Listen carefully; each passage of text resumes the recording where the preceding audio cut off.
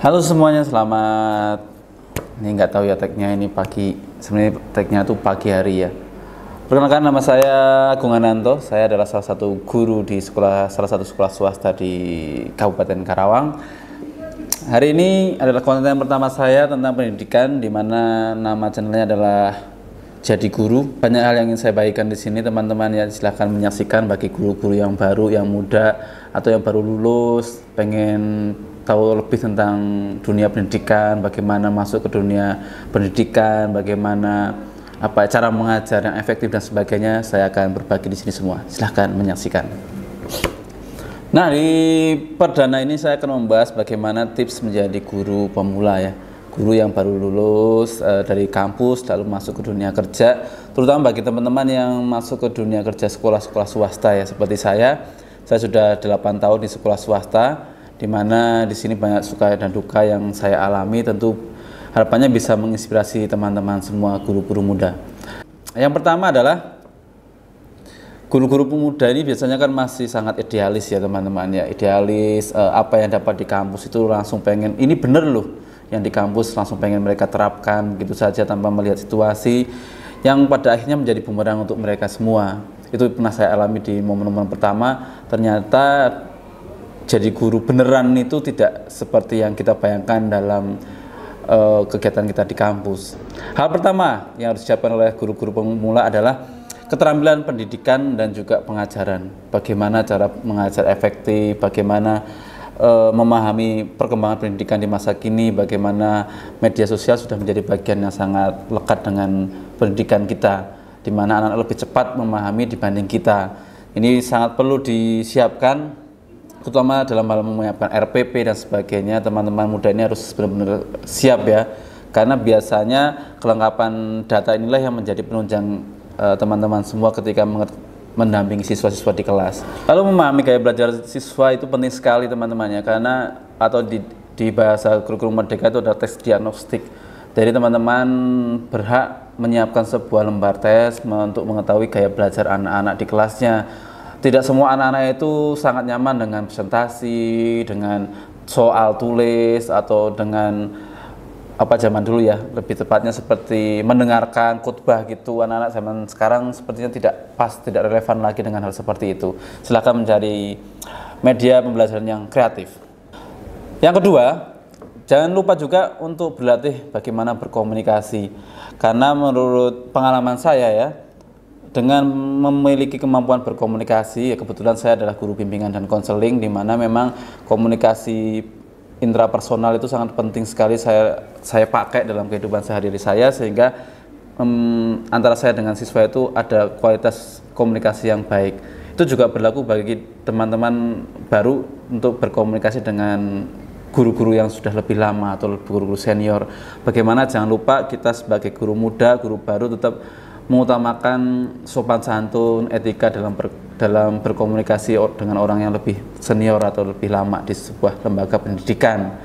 Lalu gaya komunikasi juga penting bagi kita semua ketika menghadapi anak-anak. Bagaimana gaya bahasa-bahasa gaul gitu perlu kita terapkan, tapi jangan sampai lupa tetap mengutamakan tata krama dan sopan santun. Jangan sampai siswa kebablasan. Jadi kita harus memberikan sebuah batasan ketika kita ngobrol sama anak-anak kita. Yang tidak kalah penting yang ketiga adalah manajerial kelasnya.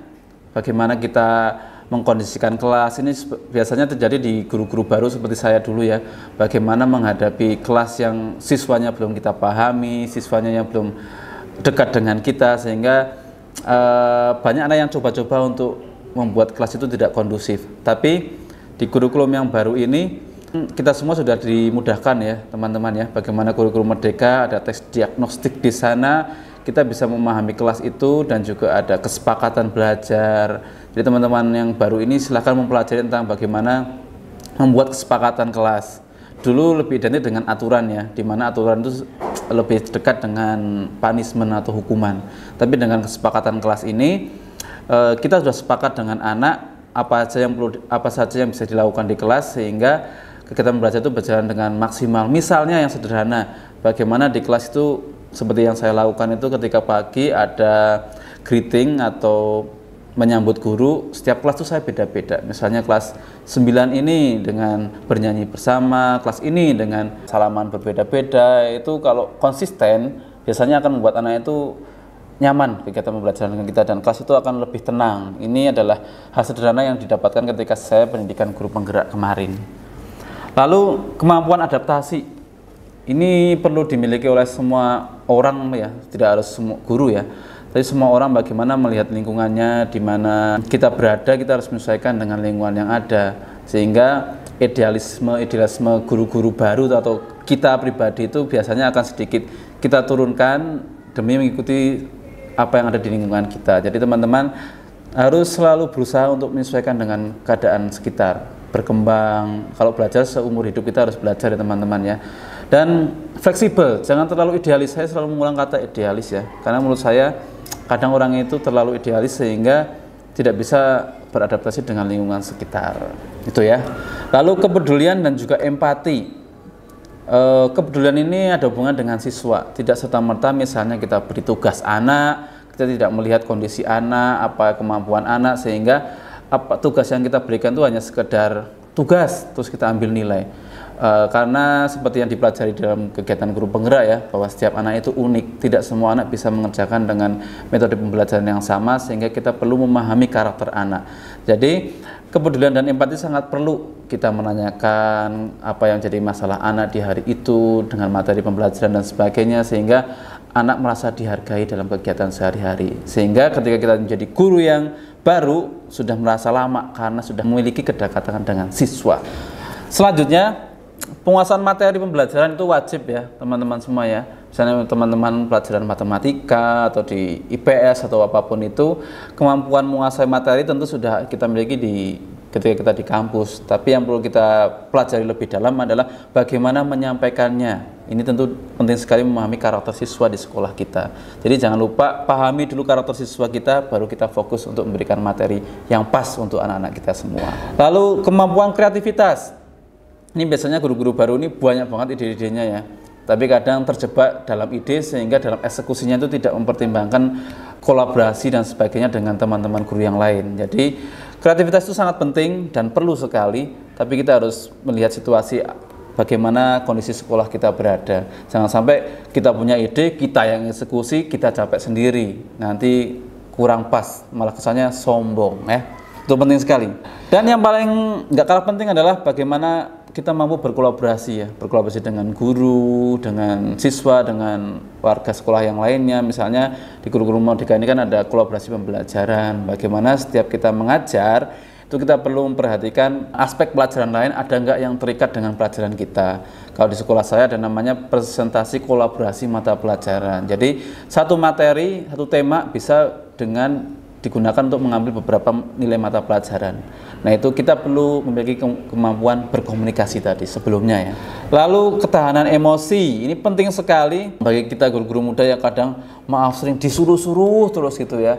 Tugas bukan jatahnya kita yang ngerjain dan sebagainya. Itu menurut saya awal itu biasa ya, itu wajib kita rasakan. Tapi semakin hari kita perlu menunjukkan keprofesionalitas kita dalam bekerja, sehingga kita tidak selalu menjadi orang yang objek yang menjadi mendapatkan tugas terus. Jadi teman-teman harus pandai mengolah emosi agar tidak stres, karena dengan banyaknya pekerjaan sebagai guru baru yang penuh semangat tapi kok job desk-nya tidak sesuai dan sebagainya, terima dulu aja.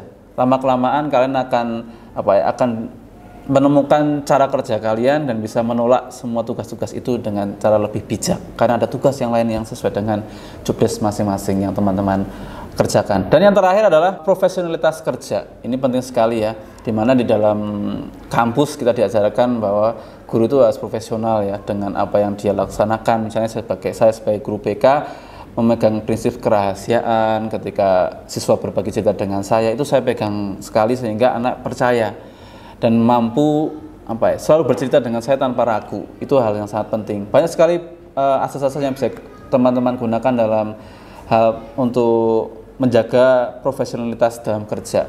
Tentu ini sudah dipahami teman-teman semua, dan silahkan dicoba semua tips-tips dari saya. Nah, itu beberapa hal yang saya bisa bagikan di konten pertama saya ini.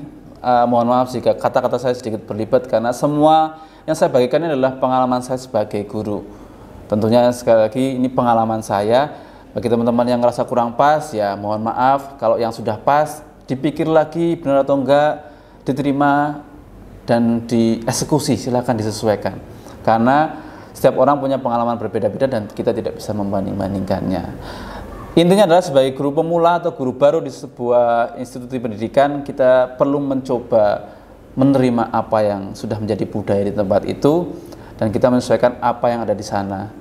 Kita hadir bukan untuk merubah sesuatu yang sudah ada di dalam sekolah itu, tapi kita akan memberikan hal baru. Kita tawarkan hal baru bagi sekolah agar sekolah itu lebih maju dengan kehadiran kita. Salam Guru Indonesia.